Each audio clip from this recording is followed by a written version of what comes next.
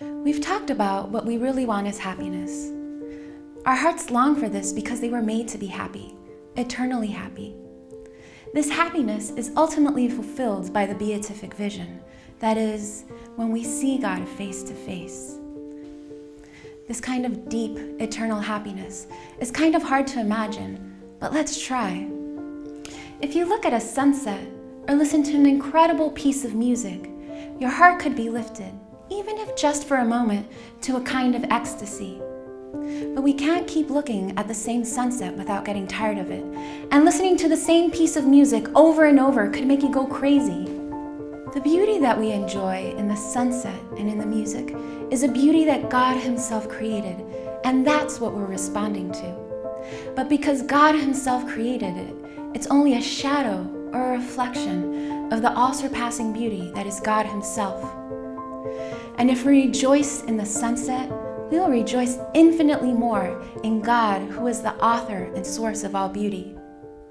And even if we get tired of listening to the same piece of music over and over, it will be impossible to get tired of God, who is infinite beauty, the ultimate author, composer, painter, you name it. Remember that whatever joy, beauty, and even ecstasy that we experience on earth is but a glimpse of what awaits us in heaven.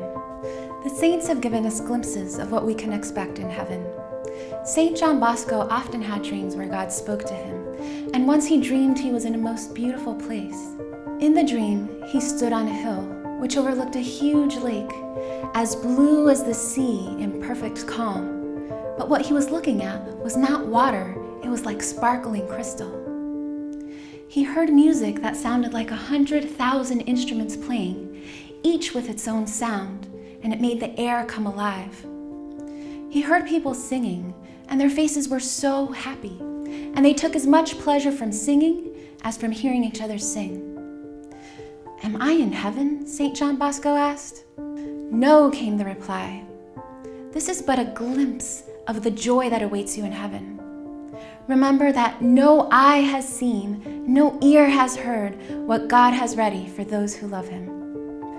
When I hear that story, it makes me excited, but it also makes me wonder, am I ready for heaven? Life on earth is really a preparation for life in heaven. The way we live now not only opens the door to heaven, but also helps us to start living the happiness of heaven here on earth.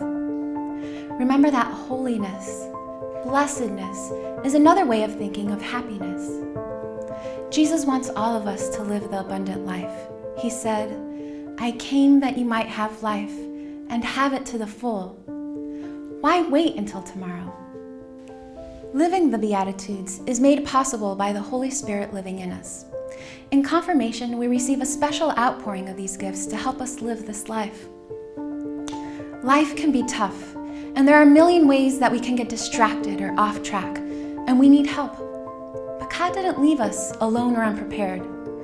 Remember the gifts of the Holy Spirit: wisdom, understanding, counsel, knowledge, fortitude, piety, and fear of the Lord. They're right there within you, ready to help you to take up the challenge and walk the narrow road. Most people don't connect happiness and passion to holiness, but those with experience know that people that live a holy life not only live life on a deeper level, but live life to the max. Jesus came to give us a life overflowing with fullness. He came to help us be our real selves. So if you want to be happy, be holy. Holiness is beautiful, it's attractive, it's powerful, and it is what we were made for.